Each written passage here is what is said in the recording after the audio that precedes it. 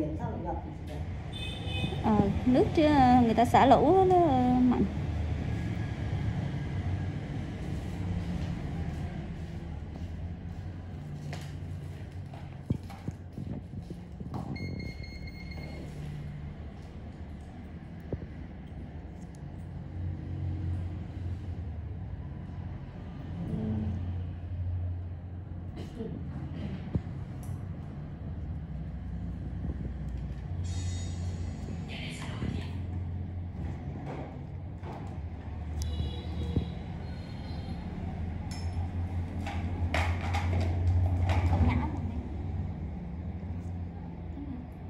Bình thường.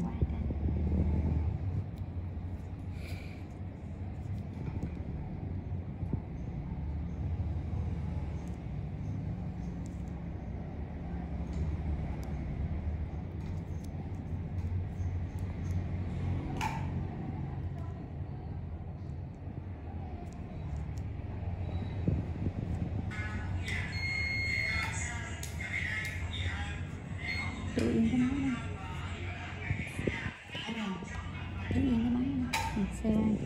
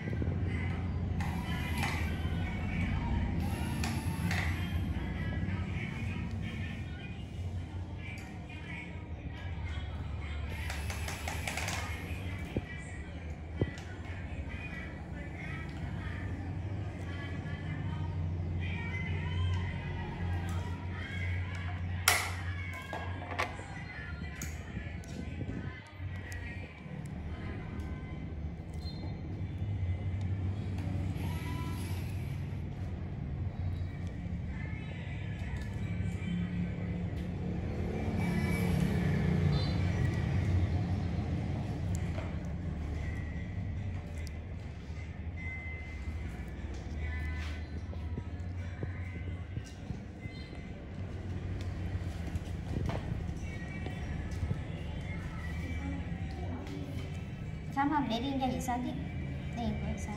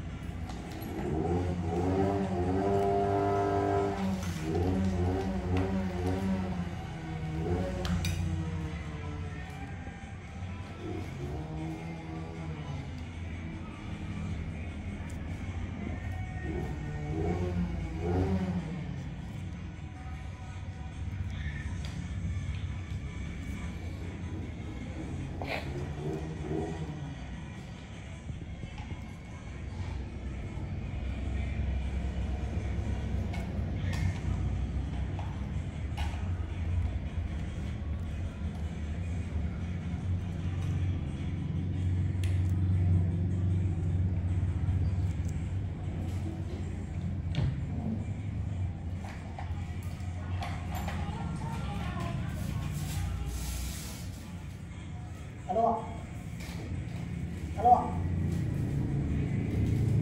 Ai đấy ạ? Dạ vâng, dạ. Em là bình thường dạ. Em đang ngoài Hà Nội gì? Dạ vâng. Dạ. Vâng ạ.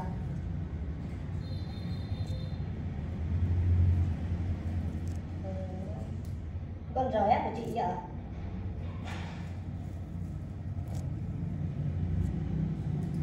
Dạ vâng.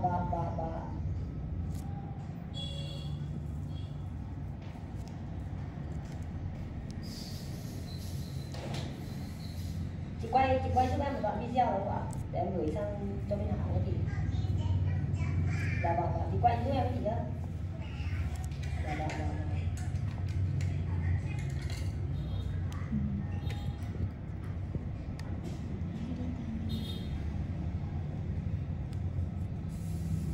Cái máy ở đấy của chị sao hả chị?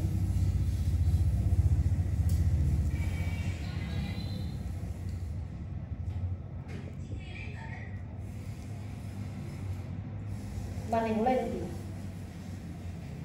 Cái này của chị thì hỏng cái bo 36/12V ở trong máy rồi chị ạ. Vâng, thay cái bo đấy.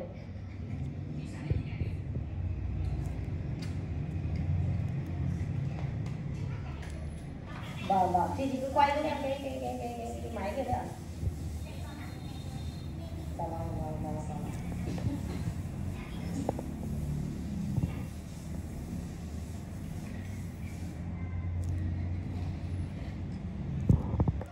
Cái này có 2 chân thì từ cắm chân trước cái chân sau hả chị? Đúng rồi, cái nắp với lại cái đúng rồi. Thì cắm cái nào? Cắm bên trước á. Cắm cái này. Cái này nó được. Cái này chỉ cắm cái đi trước thôi, sau thì vừa. Đảo chân, đảo chiều.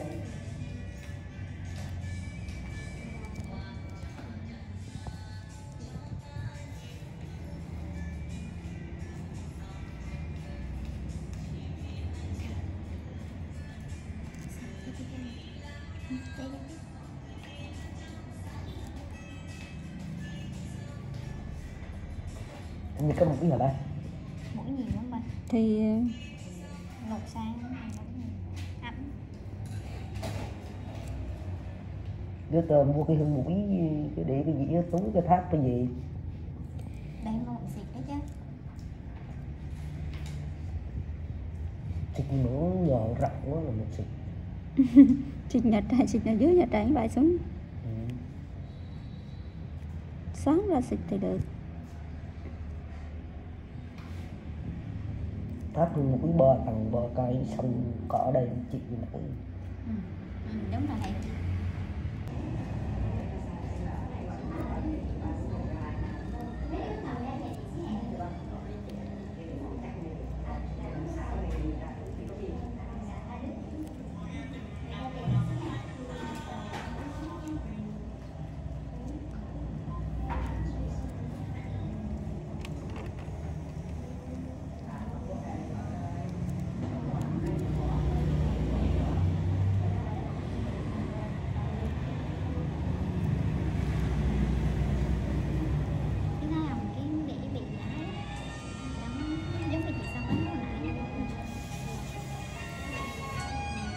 Chị thì bán ra nói chị tác nhạc tiền xuống.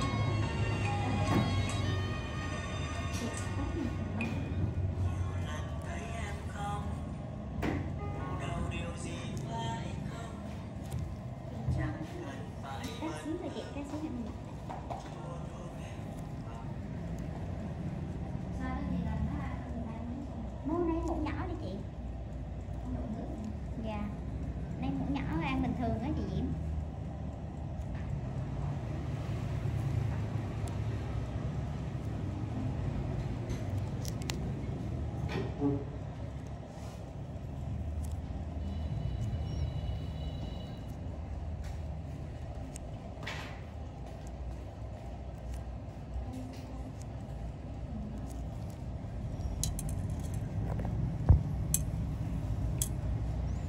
nhiên hàng vòng hoặc là triển lãm Vesta này.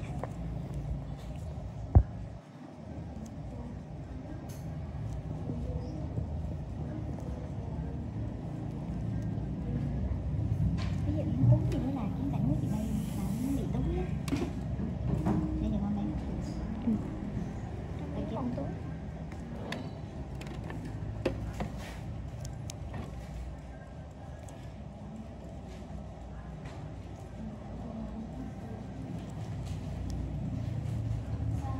Dạ, chị cũng đó.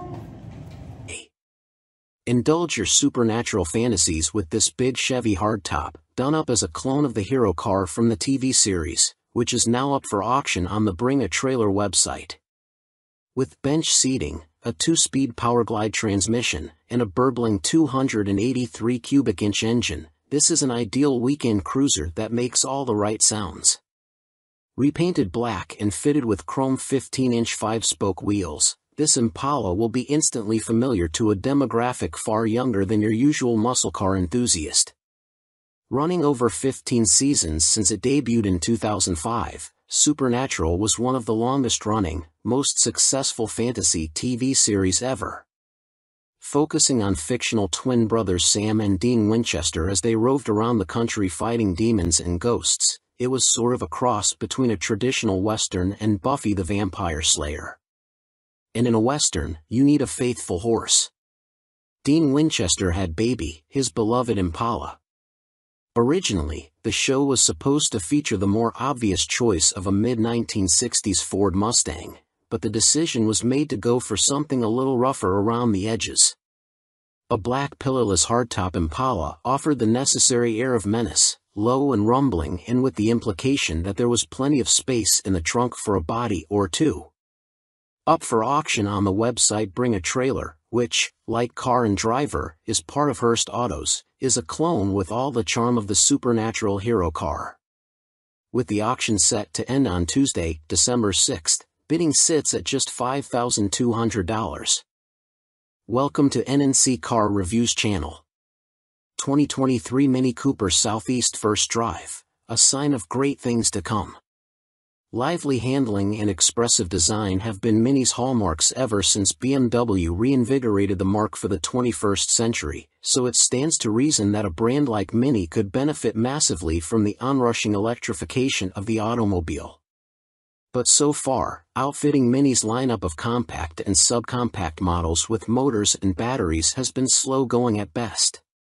To see how Mini has been coming along on its path to the inevitable future of automaking, we jumped behind the wheel of its only all-electric powered offering at present, the recently updated 2023 Mini Cooper SE, for a quick spin. What's changed since we last drove an SE? In case you missed our initial coverage, the Mini Cooper SE isn't just an electrified version of the base Mini hardtop coupe. Mini actually started with the hotter Cooper S trim when building its SE EV. Although it no doubt would have been better to start from a dedicated electric platform, we appreciate that Mini set out to lend some sportiness to its first ever mainstream consumer EV. When we first tested the 2020 Cooper SE, we enjoyed its entertaining driving dynamics and model-specific styling cues, but we also found it to be lacking in other areas. Mini attempted to make the Cooper SE a bit more appealing with a refresh for 2022 that included new technology, cosmetic changes, and most important, an improved EPA-rated range of 114 miles.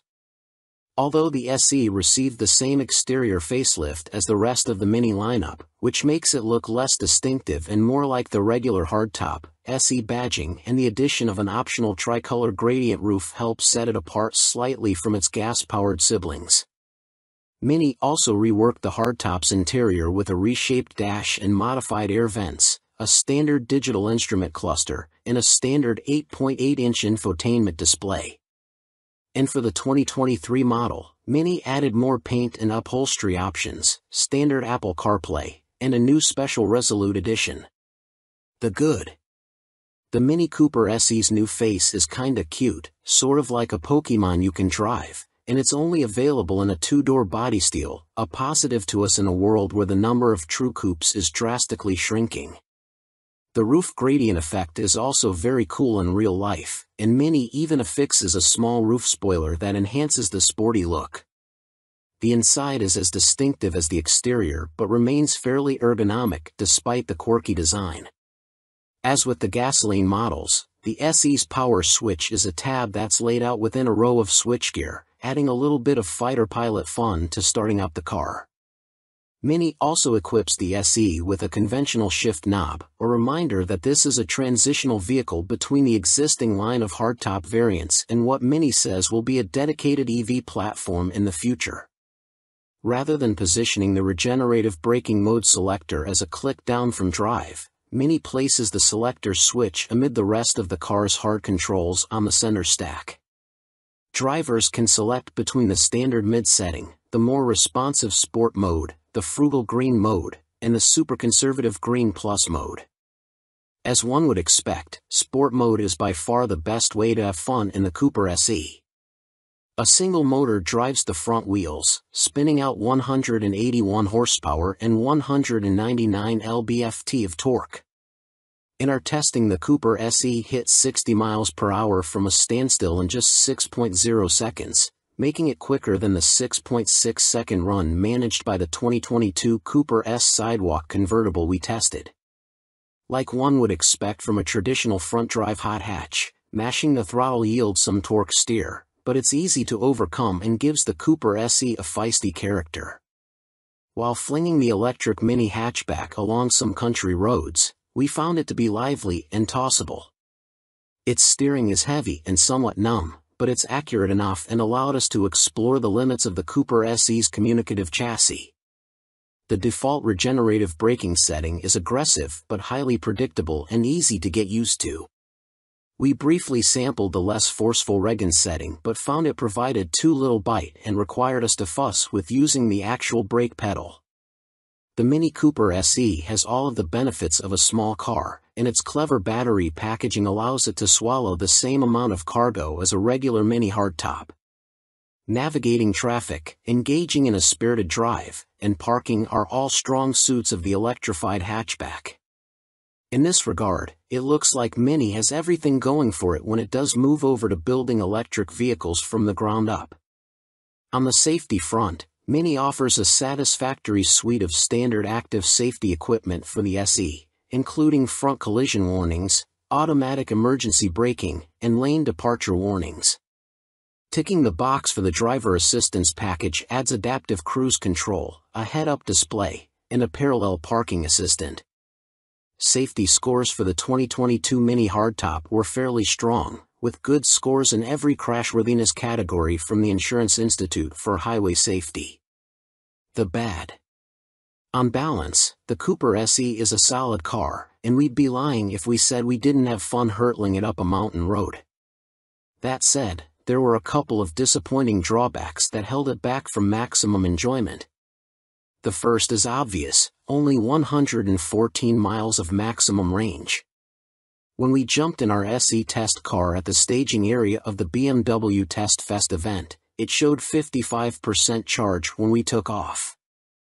A subsequent hill climb sapped a load of electrons from the SE's small 32.6 kWh battery. Even though the route was short, the range anxiety was real as we watched the available miles tumble in real time. In the 16.7 miles we drove from our starting point to the turnaround spot, the battery dropped to 25% charge, with about 20 miles of remaining range indicated.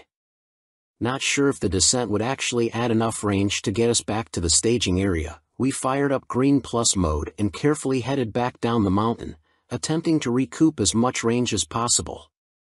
The drive back didn't actually net us any more battery life, but we ended up with the same indicated remaining range and state of charge as we had at the highest point of our drive, a minor victory for the Mini. The second frustrating thing we experienced was that the car cuts power when charging hard at full throttle in some applications. This impinges on its hot hatch character, making it hard to rely on for the sporty performance that it otherwise delivers so well.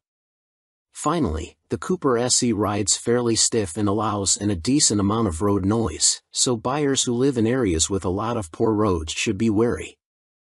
And although we appreciate that CarPlay is now standard, the 8.8-inch infotainment display feels pretty small, partly because of its location within the giant ring that Mini still slaps in the center of the dash.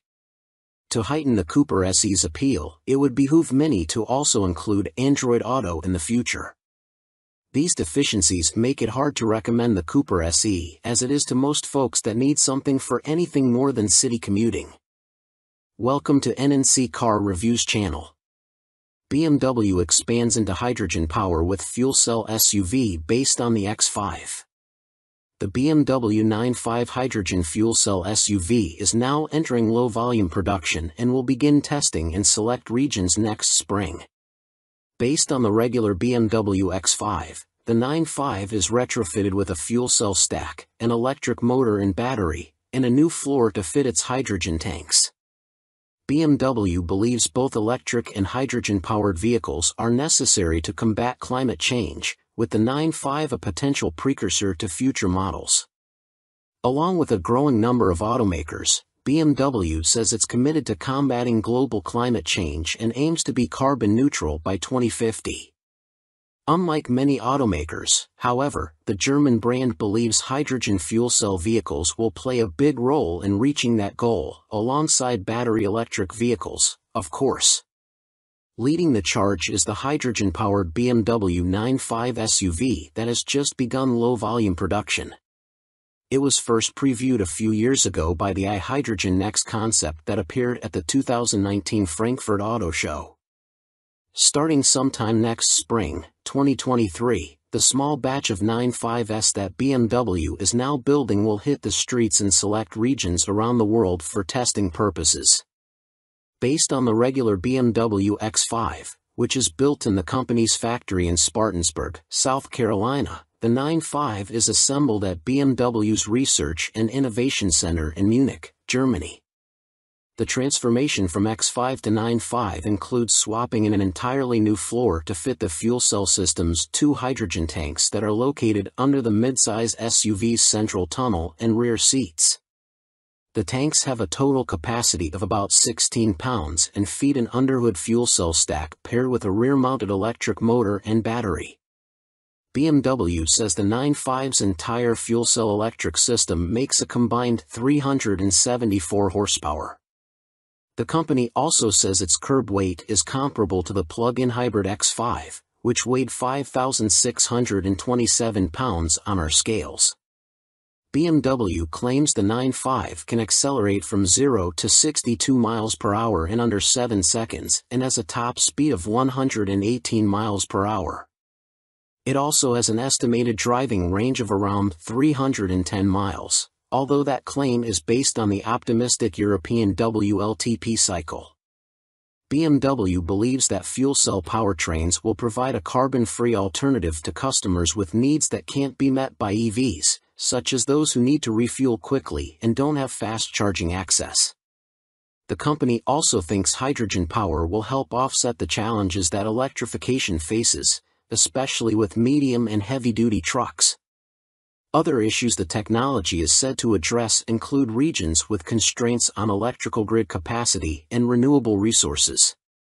Plus, BMW says more than 40 countries worldwide currently have a strategy regarding hydrogen power and cites the continuous build-up of hydrogen refueling stations since 2020. Welcome to NNC Car Reviews channel. Custom Restomod 1965 Dodge D200 wedges in a modern Laramie interior. Classic on the outside, modern on the inside. Fooled again. Never saw it coming until you open the truck door. The idea of slipping a classic body over a modern drivetrain isn't new, but it never gets old. The example here mates a first generation, 1961 to 1965. Dodge D200 body with a brand new, it's all relative, four-wheel drive 2010 Ram 2500 Laramie pickup truck, resulting in nostalgic D200 vibes underpinned by modern technology and amenities. It's the best of all worlds, except for all the work involved and essentially devouring two different trucks. Let's just say, if it landed in the driveway, we wouldn't kick it out. Since this Dodge D200 is a 2010 Ram 2500 at heart, it's powered by a 6.7-liter Cummins i6 backed by a rebuilt Jasper 68 RFE automatic transmission.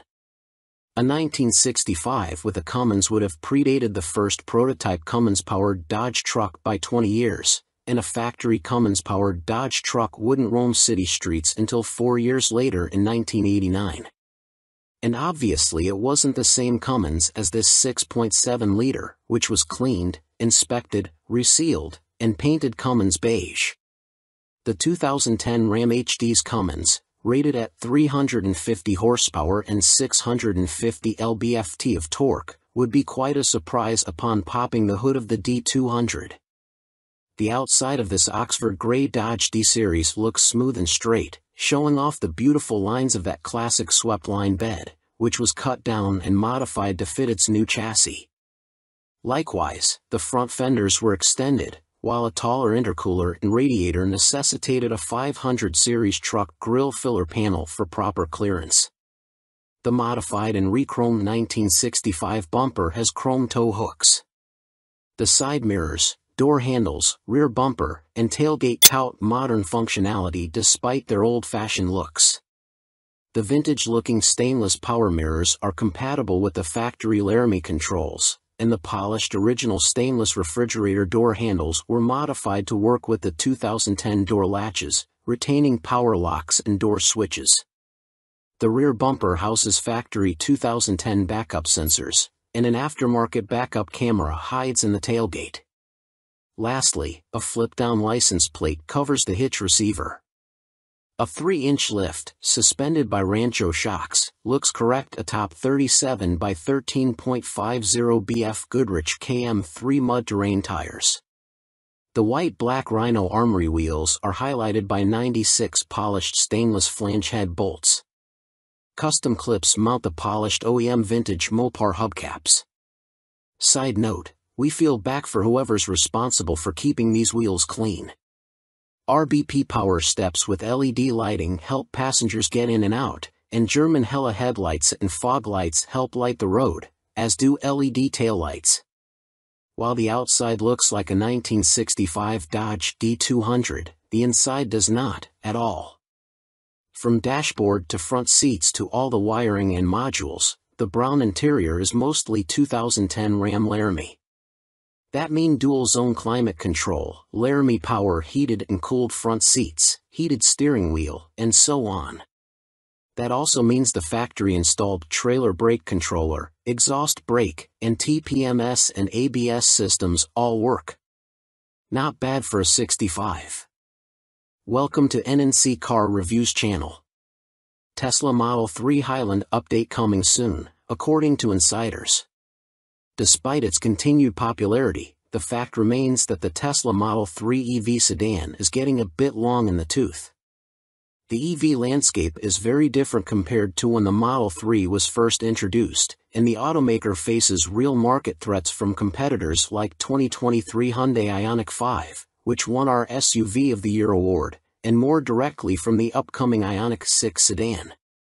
So a new report from Reuters with insider details about a potential upcoming refresh are not surprising. Rumors have swirled for quite a while that Tesla has been working on an update to the Model 3 codenamed Highland, but thus far Tesla has not confirmed them. Despite that, for individuals with knowledge of the Highland project told Reuters that Tesla is getting ready to put the updated Mode 3 into production, and that it will feature new styling and other updates. However, it won't be merely a cosmetic refresh. Tesla is taking a hard look at the Model 3's underpinnings to find ways to simplify production and use fewer interior components, all in an effort to reduce cost. Despite recent reports that Tesla earns more profit per vehicle than Toyota, Tesla's stock has dropped by approximately 41% between September 2022 and November 2022. So, it's no surprise that the automaker is looking for ways to save money, especially on a high-volume car like the Model 3. 2 of the 4 unidentified sources claim that the updated Tesla Model 3 will be manufactured at the automaker's Shanghai and Fremont factories, with production in Shanghai starting in the third quarter of 2023. Welcome to NNC Car Reviews channel. The Dodge Challenger SRT Hellcat's manual transmission is back after a brief vacation. Well, it looks like the Dodge Challenger SRT Hellcat's manual option, after having been removed from Dodge's site earlier in 2022, is back in the lineup for 2023. The 6-speed Tremec manual is listed as the standard transmission for the non-red-eye Challenger SRT Hellcat in official documents. But where did the Tremec go, and why? Don't blame the lack of popularity of manuals in most new car sales. Dodge's reasoning is a bit more digital than that. The Powertrain Control Module, PCM, fitted to manual-equipped Challengers required a new calibration, putting any chance of getting a stick on the model on ice for the rest of the 2022 model year. A forum post, via Road and Track, dating back to December 10, 2021 shows that the manual transmission version of the Challenger Hellcat was not available for 22. However, looking on Dodge's website at the time, every other manual option of the Challenger could be ordered, but the Hellcat manual isn't even on the site. That same forum post also alleged that getting the manual transmission paired with the Hellcat's 6.2-liter supercharged Hemi V8 to pass emissions is the issue, which could imply this is the required recalibration Dodge mentioned. There might be some grain of truth to that, but we weren't able to directly confirm. When we did ask if there was a calibration issue with the Challenger Hellcat, Dodge acknowledged there was, but added that updating calibrations are a normal part of vehicle production and that this isn't related to the issues with silicon-based chip and PCM supply shortages currently disrupting the industry. Setting up this new calibration ultimately required, well, a single model year. After initially saying it was unsure of when the updated programming would be ready and the Challenger Hellcat would return to availability, Dodge quietly added it to its 2023 Challenger specifications documents. That means now, anyone interested in a manual Challenger Hellcat, and why wouldn't you be, needn't pick something else or go with the automatic if they have their heart set on a supercharged 6.2-liter V8. Welcome to NNC Car Reviews channel. Toyota confirms Grand Highlander SUV with hybrid max powertrain. Toyota confirmed the existence of the new Grand Highlander SUV, which it plans to fully reveal at the Chicago Auto Show on February 8. The three-row SUV will likely fill the gap between the mid-sized three-row Highlander and the larger, body-on-frame full-size Sequoia. Notably, the Grand Highlander is wearing the same Hybrid Max badge as the top-spec Crown sedan, which suggests a 340 horsepower setup. It looks like Toyota wants to join in on the excitement surrounding enlarged versions of SUVs like the Grand Cherokee L and Grand Wagoneer L by making its own supersized version of the Highlander called, you guessed it, the Grand Highlander. While the current Highlander boasts impressive fuel economy and hybrid form, it can't compete with the third-row space of competitors including the Kia Telluride, Volkswagen Atlas, and Chevy Traverse. Toyota describes the Grand Highlander as the ultimate road trip vehicle, implying increased legroom and cargo space. The first teaser shot of the new three-row SUV gives us a glimpse at what the rear will look like. We're particularly excited about the Hybrid Max badge, which indicates the Grand Highlander Platinum will receive the same potent powertrain as the top-spec Crown sedan. In that car, the hybrid setup with a turbocharged 2.4-liter inline-4 gas engine produces a combined 340 horsepower and 400 pound-feet of torque. Toyota didn't give any information about the Grand Highlander's available powertrains, but it's likely the standard 265 horsepower Turbo 4 from the base Highlander will carry over to this new model as well. We managed to pull back some of the shadows layered over the photo to expose a bit more of the car. The increased visibility shows similar squared-off styling to the current Highlander, but also includes a pair of round exhaust tips not found on the standard version. The taillights take on a C shape, and a new light bar spans the spoiler. We don't have any other info on pricing or when we'll actually start seeing the Grand Highlander on the road, but we do know that Toyota is planning to do a full reveal of the SUV at the Chicago Auto Show on February 8. Welcome to NNC Car Reviews channel. the Toyota Land Cruiser will likely return to US. The globally iconic Toyota Land Cruiser off-road SUV is the automaker's longest-running model, since 1951, just no longer in the US as of last year, for whatever reason. There's now a new global Land Cruiser, the J300 series, and we still get the Lexus LX luxury SUV that's based on that global model here. However, our options may be expanding beyond Lexus once again in a few years' time, according to Jack Hollis, Executive Vice President of Sales for Toyota Motor North America. In an interview with Motor Trend following news of the all-new 2024 Toyota Grand Highlander 3-row SUV, Hollis was asked if a storied nameplate like the Land Cruiser would ever make its return stateside, and the answer was promising. Will we ever?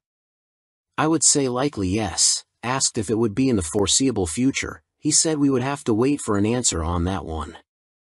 Obviously Land Cruiser is such an important part of our heritage and has done such a great job. And I'll be looking at it, absolutely.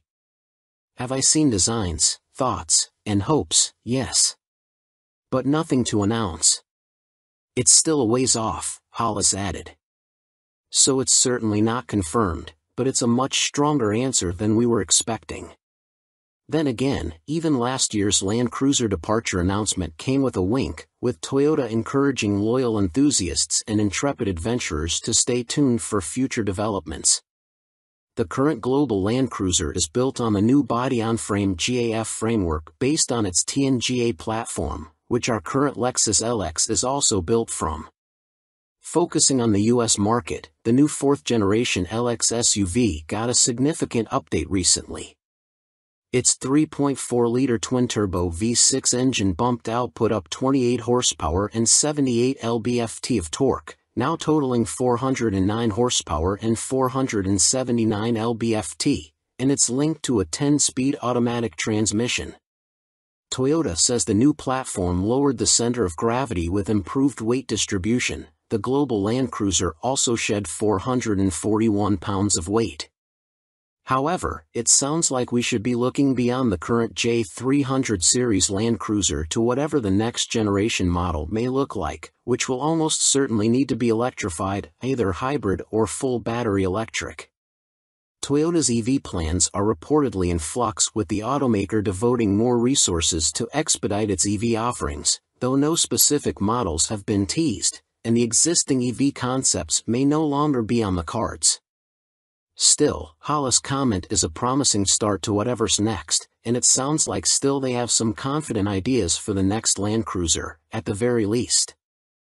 Welcome to NNC Car Reviews channel. What is a 1970 AAR CUDA, and why do I want one in my driveway? Time to kick down that annoying fourth wall and go a little first person. Recently we were working on some Mecum auction stuff, and I was asked by another editor what car I would want under my proverbial Christmas tree. Now, I used to run Super Chevy, and although my car choices would lead people to believe that I'm a diehard Chevy guy, the truth is that I like cars in general, even if I do get pulled into the Chevy Gravity well most of the time. After browsing the Kissimmee, Florida, Mecum listings, I found the car I would want, a 1970 AAR Plymouth Barracuda. A Mopar. Yeah, but not just any Mopar. How many E-bodies were built in 1970? Before we look specifically at the AAR variant, we should get an idea about how special the 1970 Mopar lineup was. Many consider 1970 to be the high water mark for E-bodies, and in terms of sales, it certainly was. Chrysler was hoping to sell nearly 250,000 E-bodies that year, and although it didn't hit that number, the company did sell a ton of cars, with 55,499 Barracudas and 83,032 Challengers leaving the factory. The Plymouth Barracuda, shortened to CUDA by the cool kids, like the Challenger, offered 3 lines, as well as 3 body styles: the base coupe, a hardtop, and a convertible. A whopping 9 engine options were on the menu, ranging from the base 145 horsepower Slant 6 to the iconic 455 horsepower 426 Hemi V8. What is an AAR CUDA? Anyone who knows me would tell you that I'm into the whole pro touring deal, so that might be why the AAR CUDA flips my switches. The AAR CUDA joined the Plymouth family in March of 1970, and was a tribute to Dan Gurney's All-American Racers, AAR, Barracudas being run in the SCCA Trans Am series. The track version the team fielded was powered by a 440 horsepower 305-inch V8 topped with a lone 4-barrel carb. The civilian AAR CUDA was built to approve, homologate, in fancy talk, the small block engine for SCCA racing use. Only 2,724 AAR CUDAs were built in 1970 at the Hamtramck, Michigan, plant. The AAR was only produced for 1 year, making it a fairly rare piece of automotive and racing history. What engine was in the AAR CUDA?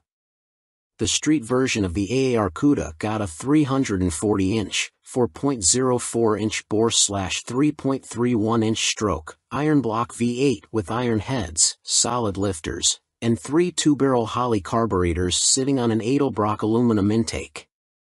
The 346-barrel was rated at 290 horsepower at 5,000 RPM and 350 lb-ft of torque at 2,800. Not the most powerful offering, but no slouch either. What else made the AAR CUDA different? Though the interior was fairly standard, the exterior was anything but.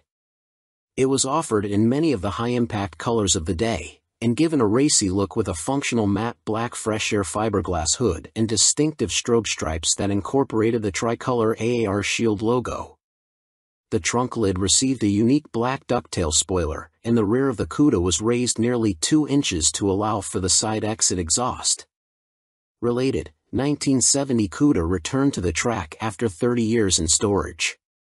The AAR had special stocks and rolled on Goodyear Polyglas GT 60 15-inch tires in the rear and E60 15-inch tires in the front. This gave the 1970 AAR CUDA the distinction of being the first Detroit production car with staggered wheel sizes. 1,120 were equipped with the A833 4-speed manual trans, and 1,603 had the 3-speed A727 Torque Flight automatic. You know which one we prefer. Welcome to B&C Car Reviews channel. Polestar 2 BST Edition 270 echoes Polestar's past. Before Polestar became Volvo's all-electric offshoot brand, it was the Swedish carmaker's racing and performance division. Perhaps in a bid to regain some of that sporty personality, there's a new limited production model, the 2023 Polestar 2 BST Edition 270. With the dual-motor Polestar 2 as a starting point, the 270 in the name refers to the worldwide production run. The BST is a nod to its internal beast development code. For the $76,900 starting price, the BST is essentially a Polestar 2 with the optional Pilot, Plus, and Performance Pack options.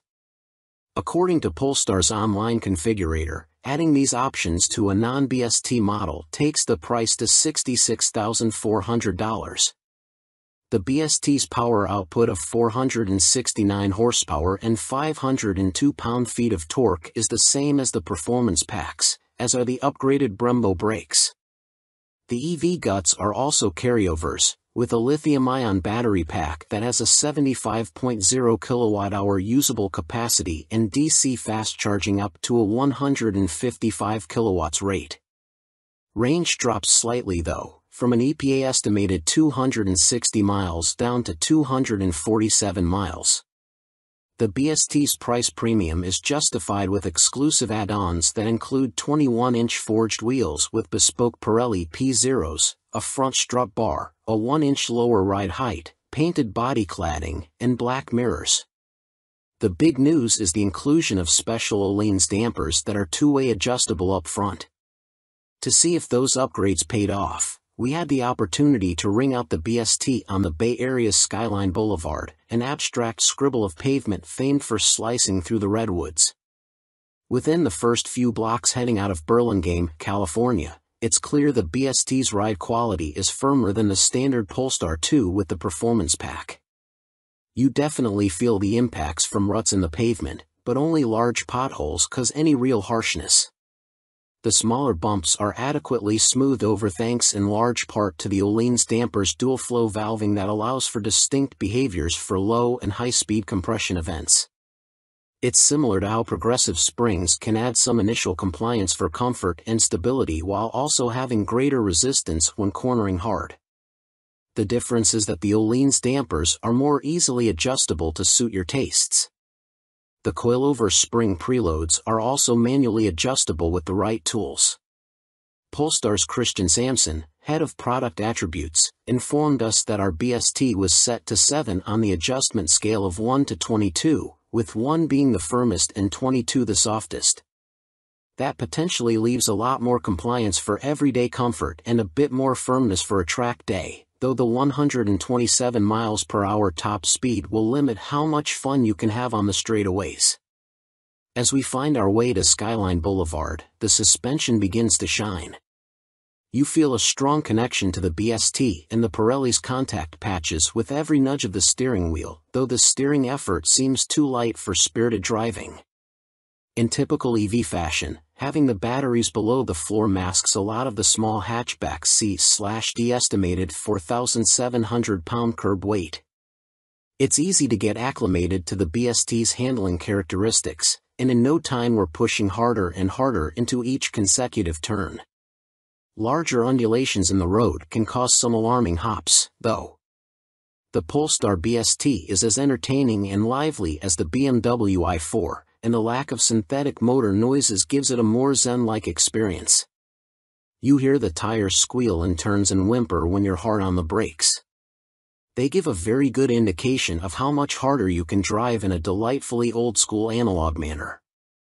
We executed a very subtle four-wheel slide in one bend and were pleased with how intuitive and effortless it was to manage. There weren't any snap releases from adhesion, nor was there any need for any rally car histrionics by sawing away at the wheel.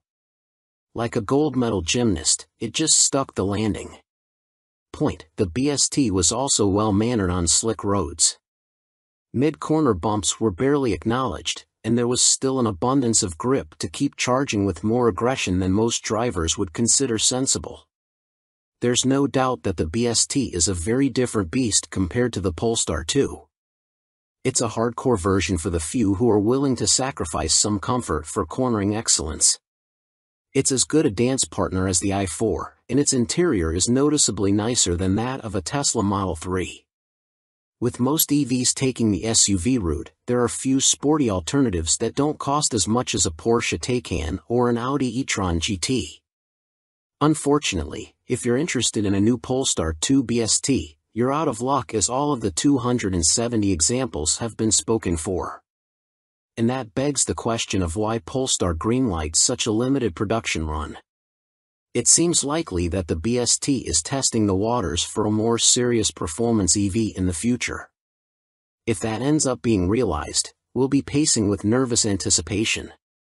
It's impressive that the BST is able to extract so much more handling prowess from the existing Polestar 2, and bodes well for a purpose-built performance model. Thian-designed Porsche 911 Restomod is no backup singer. We must wait for the day when automotive artisans reimagine third-gen Camaros or Fox-bodied Mustangs into immaculate carbon fiber-bodied Restomods that command six-figure prices. Until then, we'll have to keep slumming with the 964 generation of the Porsche 911. Of course, there are plenty of reasons why the penultimate air-cooled 911 is the frequent muse for high-end tuning outfits. There is no shortage of cars to start with, Porsche having sold more than 60,000 of all variants globally between 1989 and 1994. Interest, and values, are also high enough to find a market for expensive transformations. The most famous recreator of the 964 is undoubtedly Singer in California, which has been producing versions that cross the boundary from car to automotive art for more than a decade. But an increasing number of other shops are now getting into the same space. Last year, we told you about an EV version produced by Everetai in the UK, although we struggled to see what the electric powertrain added to the experience. Now here's another British firm, but this one sticks with internal combustion. The small shop is called Thean Design, and it gave C/D the chance to experience a partially carbon fiber-bodied 964 just before it was shipped to a buyer in Chile, hence the car's Chi001 name. Oh, and that customer is a successful blueberry farmer, if you're wondering about the reason for its violently violet color scheme. As with many similar businesses, Thean Design was born from a personal passion, in this case, the quest of a man named Adam Hawley to build his own perfect 964 while working 9 to 5 as a car designer for big auto companies including Jaguar Land Rover. The car was eventually finished to a standard that had friends and acquaintances asking him to create something similar for them, leading to the establishment of Thean Design with business partner Lucinda Argy, who is also his wife. While the Thean Chi001 shares its basic form with the 964, its detailing is clearly inspired by that of earlier 911s. It has lost the full-width rear light bar it was built with and gained both 930 turbo-style bumper overriders and headlamp bezels. The original car underneath the conversion was a Carrera sold in Japan, but it has been stripped to component parts and completely rebuilt. Structural changes include a carbon fiber roof, trunk lid, engine cover, and spoiler. The fenders and bumpers are made from a sturdier carbon Kevlar blend. Weight saving over a regular 964 is around 220 pounds, according to Hawley, with the part composite bodywork also making the car stronger. Up close, the attention to detail is close to obsessive, including touches such as the symmetric mounting of the twin ignition coils on the engine firewall and the invisible integration of a center, high-mounted brake light into the rear window surround. Thean's customers have a choice of powertrains, including the intriguing option of a supercharger conversion the company has developed for the air-cooled flat six.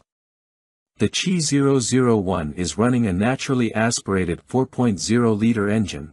Individual throttle bodies and careful internal balancing take peak output to 400 horsepower at 7,100 RPM.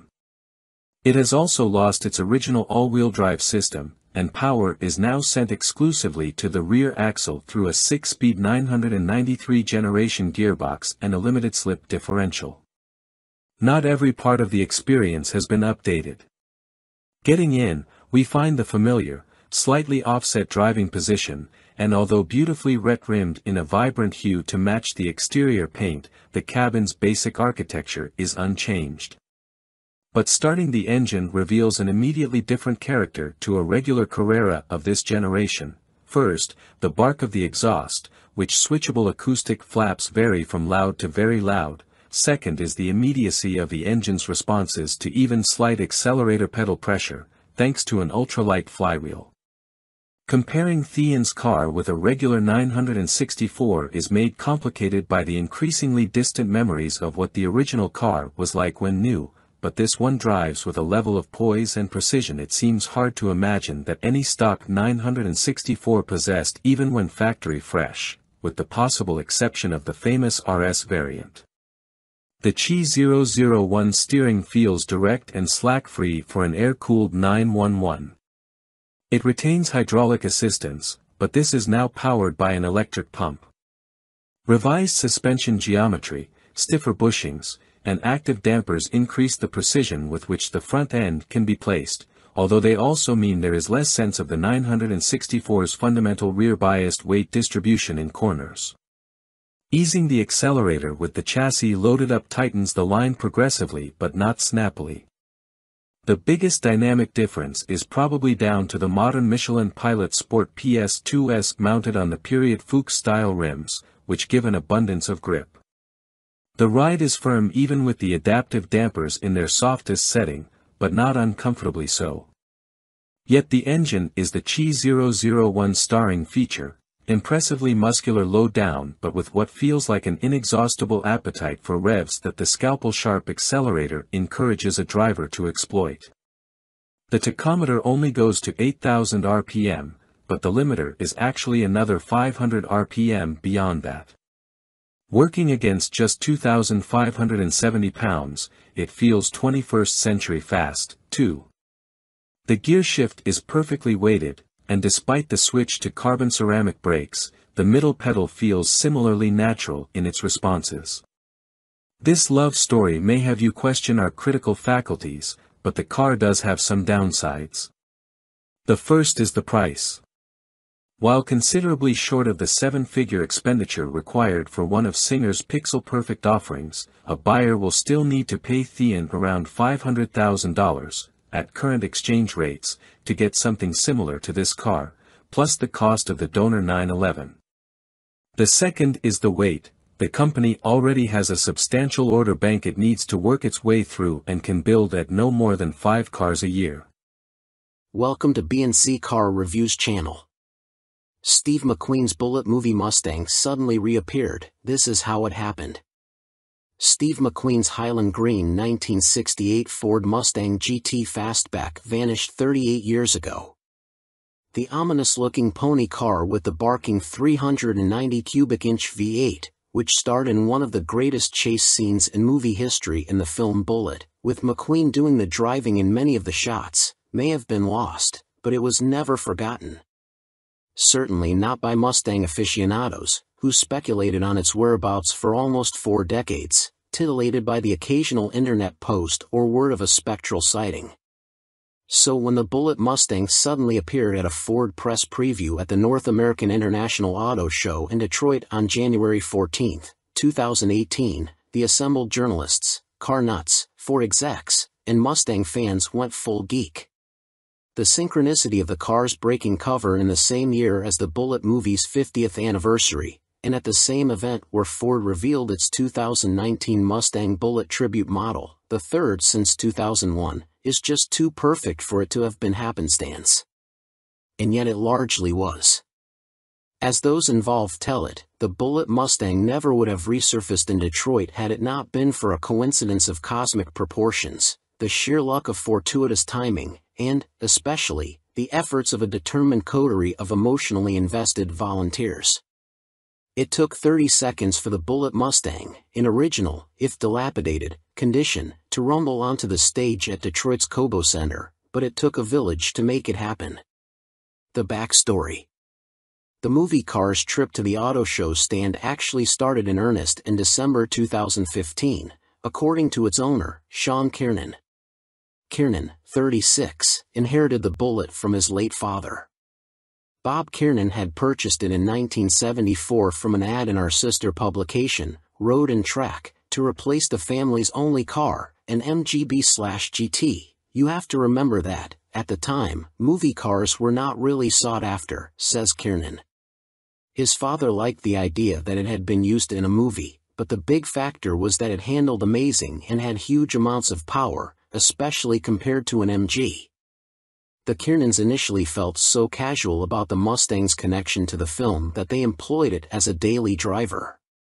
Sean's mother, a schoolteacher, drove it for about 5 years, at which point it developed clutch trouble. It was parked in 1980, a year before Sean was born. Kiernan grew up to be a car enthusiast like his father, and the two made a couple of attempts at fixing up the old green Stang themselves. They got as far as taking the car partly apart and having the engine freshened. The odd thing that happened, says Kiernan, is that the car just stayed in the garage all those years, as a project car does, and the internet was born while she just sat there, and in turn the rumors began to form. Not until 1999 was there any intention of keeping it under lock and key and a secret. My father and I always wanted to reveal it in the right way to squash any rumors that he was a hoarding car collector, and then I was just going to drive it to have fun. But Kiernan's father fell ill and passed away in 2014 before they could get the Mustang reassembled.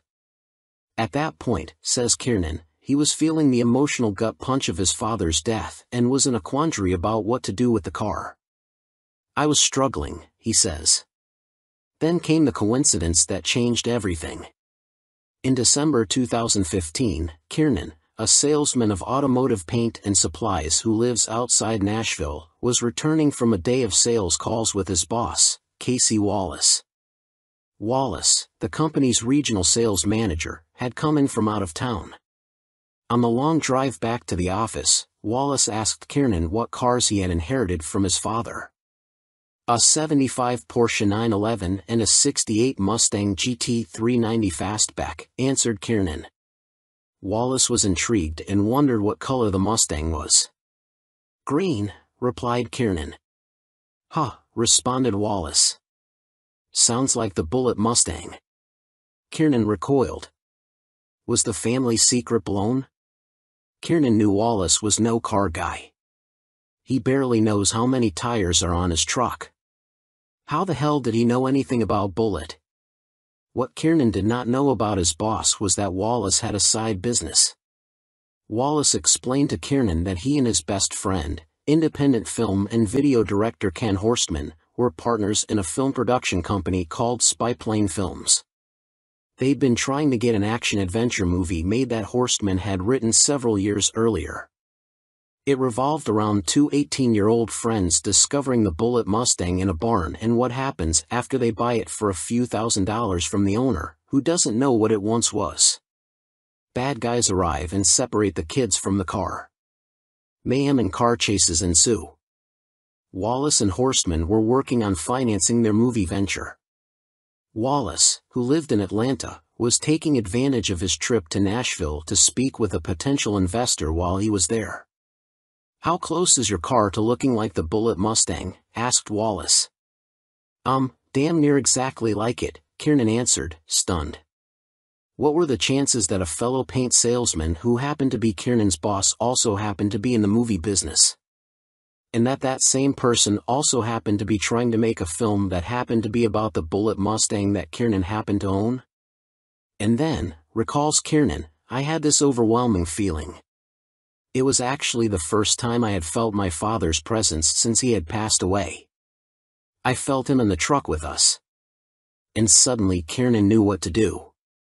The car you're talking about, he said to Wallace, the one that's been lost forever? It's sitting in my garage. I've got it. I couldn't breathe, recalls Wallace. Once he recovered from Kiernan's revelation, he asked if his filmmaking partner could see the car. The three met the next day and spent hours talking about what they might do together. We made a pact, recalls Horstman. We decided to do three things: to tell Sean's story as a way to honor his father, to reveal the Bullitt to the world, and to make our movie. It was enough to motivate Kiernan, a hands-on car guy with lots of experience wrenching, to reassemble the Bullitt and get it running again. Verifying provenance. But how to proceed with their three-pronged plan? The first step was to get the car authenticated. Of course, we knew it was authentic, says Kiernan. He even had a letter from Steve McQueen to his father written in 1977 asking if he could buy the car back. Bob Kiernan turned McQueen down. After some research, Horstman reached out to John Clore through LinkedIn. Clore, a Gonzo Mustang nut, is also Ford Performance's enthusiast communications manager, the company's public relations liaison with all of the Mustang clubs scattered across America. That first connection was key. I'm a Mustang enthusiast, says Kiernan, laughing, and I'm also a lurker on all kinds of Mustang forums. I had to be. I never wanted it to be discovered that we had the Bullitt. John Clore had a big presence on the forums. And I'd seen him in the Mustang documentary A Faster Horse.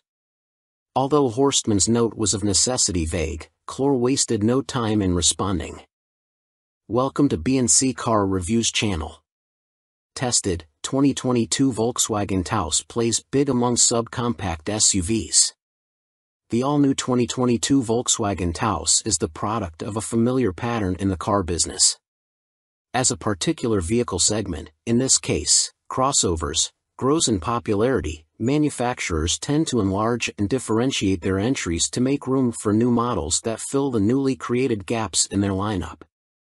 With VW's range of SUVs in the United States swelling to include the compact Tiguan, the midsize Atlas and Atlas Cross Sport, and the electric ID.4, sort of an SUV, we guess, a vacancy has opened up in the increasingly popular subcompact space, among the likes of the Jeep Compass, Kia Seltos, and Subaru Crosstrek. It also helps that VW won't be offering Americans a regular, non-GTI version of its latest Golf hatchback, which we're still sore about. At least the Taos is a compelling little crossover on most fronts. Little is sort of misleading, though, as the Taos is one of the larger players in its class. Its MQB-based architecture rests atop a wheelbase of either 105.6 inches for the all-wheel drive variant or 105.9 inches for the front driver. It has a huge back seat for a subcompact SUV, and its capacious and easily accessible cargo hold can swallow 25 cubic feet of stuff behind the rear seats, 28 cubes if you forego all-wheel drive. On the road, if you don't know to look for its distinguishing design cues, a broad LED light bar that connects the standard LED headlights plus chrome Taos lettering on the rear liftgate, you can easily mistake it for a slightly larger Tiguan. VW says the name Taos refers to the rugged, picturesque town in New Mexico. We didn't go there for our drive, but we did traverse our local Michigan haunts in front drive and all-wheel drive variants, both top SEL trim levels. Powering the Taos is a new 1.5-liter version of the EA211 turbocharged inline-4. A 1.4-liter EA211 is found in the Jetta sedan. Aided by the boost of a variable geometry turbocharger, the engine purrs willingly to its 6,000 RPM redline and produces a respectable, if not quite spirited, 158 horsepower and 184 pound-feet of torque, the latter from just 1750 RPM. That's less grunt than you'll get from a top-spec 175 horsepower Seltos 1.6T or a 250 horsepower Mazda CX-30 Turbo, but it's perfectly adequate for casually merging onto highways. Standard front-wheel drive models pair the Turbo 4 with a conventional 8-speed automatic transmission. All-wheel drive versions get a 7-speed dual-clutch automatic, which VW calls a direct shift gearbox, DSG. The company says this split allowed it to focus both on greater fuel efficiency with the 8-speed and a sportier driving character with the dual-clutch. The front-wheel drive SEL model we tested ambled to 60 miles per hour in 7.4 seconds and covered the quarter mile in 15.8 seconds at 87 miles per hour, making it slightly quicker than the latest Subaru Crosstrek with a 2.5-liter flat-4 and significantly fleeter than a Jeep Compass. An all-wheel drive SEL 4Motion example, which at 3,557 pounds was 313 pounds heavier than the front driver, was only a hair slower to 60 miles per hour, hitting that mark in 7.5 seconds. It also posted an identical 15.8-second quarter-mile time. The more powerful turbocharged Kia Seltos, however, is roughly a half-second quicker than the VW's both to 60 and through the quarter mile. That said, the front-drive Taos is the fuel miser's choice, earning an EPA combined estimate of 31 miles per gallon, versus 28 miles per gallon for all-wheel drive models. Our front-drive example fared well in the real world with a 30 miles per gallon average, and it posted an impressive 40 miles per gallon on our 75 miles per hour highway test, beating its federal rating by 4 miles per gallon. The aforementioned Subaru and Kia, both AWD, managed only 30 mpg on our highway run, significantly behind the 33 miles per gallon that the all-wheel drive Taos achieved in that test. Overall, the AWD version averaged 29 miles per gallon while in our care. Welcome to B&C Car Reviews channel. The all-new 2023 CR-V is everything you want in any terrain. Adventure, a versatile word that covers a lot of ground. Just like the next-generation CR-V. The redesigned midsize SUV is ready for bigger adventures, from crosstown to cross-country, with more capability, a spacious cabin, and plenty of room for gear. The 2023 CR-V boasts a rugged new design with a longer wheelbase and wider stance. Its bold front end, which features a large, upright grille and elongated hood, gets attention. Its powerful posture, accentuated by a sporty roofline, brings the rugged look together from end to end. New dual low-beam headlights create a distinctive look and offer more illumination than previous CR-V models. Wide-open sightlines come standard, but it's up to you and your crew to seek out those priceless views. With roomy seating and sporty details throughout, the all-new interior of the 2023 CR-V makes it perfect for adventure. Feel instantly connected to your surroundings, thanks to a minimalist layout, intuitive steering wheel-mounted controls, and body-stabilizing front seats. Bigger adventures also need more comforting rest afterwards, so each passenger will appreciate the reclining rear seat on all trims. Adventures don't just happen in the wild. They take place every day near home. Have your hands full with gear or groceries? Simply kick your foot under the bumper with the available hands-free access power tailgate. The low, wide cargo opening and expanded cargo area makes it easy to load in and out. Know what else an adventure needs? Better tech and fewer wires. The all-new CR-V provides both. Wireless Apple CarPlay Registered 1 and Android Auto Trademark 2 compatibility are now standard on EXL and Sport Touring trims. With wireless Apple CarPlay and Android Auto compatibility, you can connect the touchscreen to your compatible smartphone. A 7-inch touchscreen now comes standard on all CR-V trims. You can go even bigger by touching, pinching, and swiping through navigation, your ultimate road trip playlist, or that podcast you can't stop listening to with the available 9-inch touchscreen. No cord? No problem. Simply place your compatible phone on the available wireless phone charger 3 to start powering up.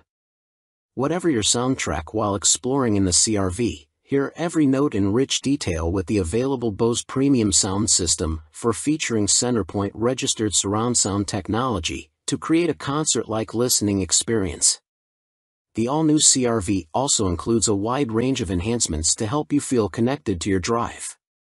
Whether you're navigating your morning commute or the road less traveled, every drive has the potential for excitement with a turbocharged 1.5-liter engine kicking out 190 horsepower. 5 And, if you're out where roads can become slippery, the available real-time AWD with intelligent control system trademark provides smooth handling and peace of mind. Bigger adventures call for more options. The new Snow mode gives you added confidence on slippery winter roads, while the available Sport mode gives you maximum acceleration response and a healthy dose of thrills. Okay, enough reading. Take the CR-V on an adventure already. Welcome to B&C Car Reviews channel. This is the 2021 Nissan Rogue's biggest asset, literally. My time with MT's 2021 Nissan Rogue is coming to a close, and there's just enough to like about the SUV to make it a bittersweet ending. When I hand over the keys, I'll miss the Crimson Family Chariot, even if it's far from perfect. Stay tuned for our final verdict coming soon. We recently announced our 2023 SUV of the Year winner, and I couldn't help but think of the Rogue. 2 years ago, the 2021 Rogue advanced to the finalist round in the competition. But this year, when the Rogue was invited back thanks to its new 201 horsepower turbocharged i3 engine, it didn't make the finalist cut. It goes to show how quickly the SUV space has advanced and that the updated Rogue didn't quite move the needle enough, especially in the face of strong competitors like the redesigned Honda CR-V and various electrics.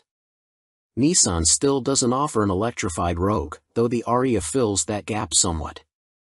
I'm eager to hop into the updated Rogue and try it for myself, but being the used car proponent I'm not convinced I'd spring for the new model over the 2021 version.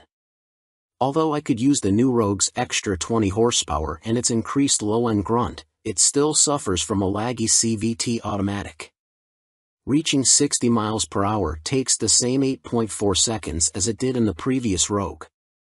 Plus, the interior of my 2021 Rogue doesn't feel outdated, except for the infotainment system, which isn't as crisp and responsive to touch as rival offerings. The updated Rogue's infotainment system still fails to impress. For me, the Rogue's biggest asset is its generous interior dimensions, which haven't changed from the 2021 model year. The wide cargo opening makes it easy to load luggage for the whole family.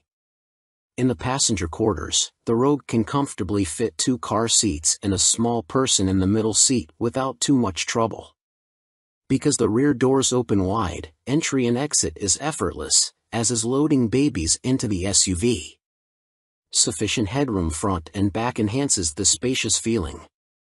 Despite its roomy interior, the Rogue feels decently nimble and is easy to park.